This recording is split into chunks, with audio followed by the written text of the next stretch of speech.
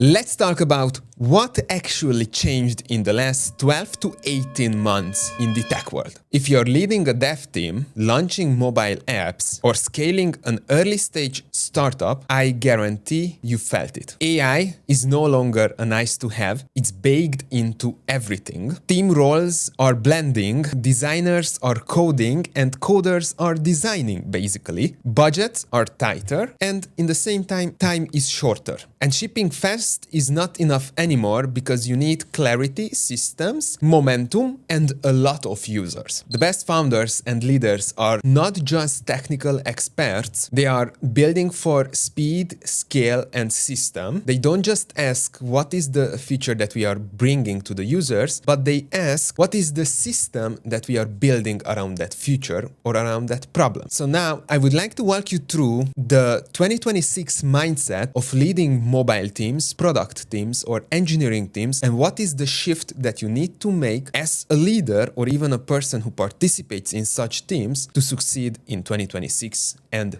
beyond. Let's dive in. Let's start with the trap I see every single day. The minimum viable product death trap. You build a cool little feature, you ship it as a beta, and then basically nothing happens. No retention, no user feedback, no actual next steps. Maybe it's even forgotten and left there for 20% of the users with a future flag. So here's the mindset shift I recommend you to do. Don't just ship buttons, ship a whole feedback loop. Let me explain. Every new feature should come with the following: a way to measure success, a way to learn from users, and a way to iterate quickly. And this starts with how you actually architect the product. Use MVVM as an architectural pattern. Clean architecture should be part of your coding paradigm and have clear API boundaries. If you skip this, you instantly have a tech debt nightmare that nobody wants to tackle. Automate early as much as possible, from CI/CD to test automations, release workflows, and more. And I've seen so many teams, and I suffered myself as well, not because I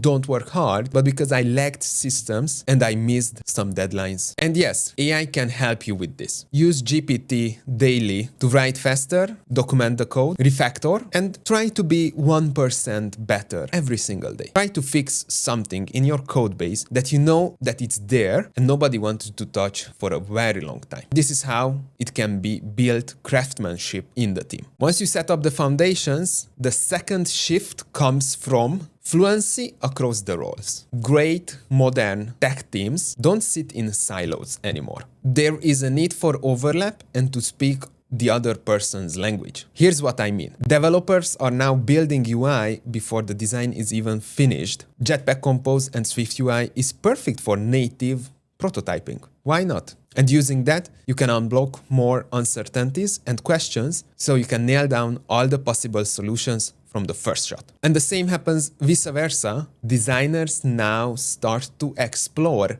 the design in code. Figma exports dropping in cursor, and then just cursor implements it in whatever language is necessary. React component, native component, whatever is that, cursor can implement it. And the PMs are basically doing everything a little bit so they can understand the bigger picture much easier and can have a lead on the product much more easier. This is a team setup which can work faster, which want more empathy, and can actually iterate way quicker than the rest of it. And supporting this is pretty straightforward. Basically, you just need to have everything shared and set up in one simple workspace, for example, GitHub, and Figma should be set up for everybody. Using AI, Loom, or something similar can build up a nice and comprehensive product knowledge where everyone can find any answer that they are looking for. This can remove ambiguity and can boost autonomy across all the team players. And the key to success is when your team knows why, the team will actually figure it out how way faster than you were expecting to do it. Now, speaking of that, this is the hardest lesson for every technical leader in the field, that you don't grow by reviewing every single PR. That you, as a technical leader, build teams that are moving forward without your input, know how to lead,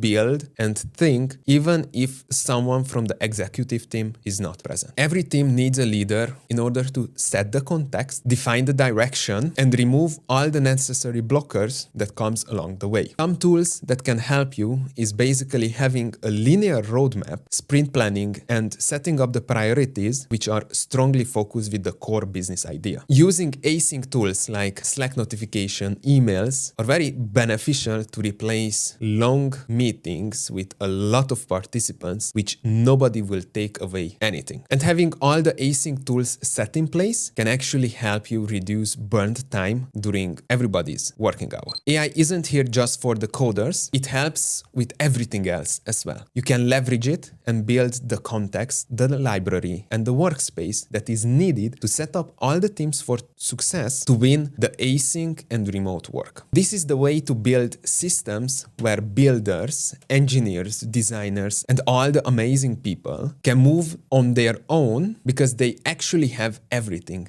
that they need. So as a final note, in 2026 and beyond, the technical leadership role isn't just about technical decisions anymore. It's about technical leverage. If you want to scale your team without burning them out, you need to focus on the followings: system level thinking, architecture that encourages speed, team fluency across all the disciplines, and a culture of async autonomous execution. This is what separates good teams from great ones. So if you're a founder, a technical leader, or just simply a team lead, make sure you are focusing on building smarter systems, empowering the team, and designing for the speed and the sanity. If this resonated with you, please hit that subscribe button. If you are stuck in any of the levels, or you need an external eye to help you figure out what is your current bottleneck, please find me and I'm more than happy to do so. Thank you, and see you in the next one.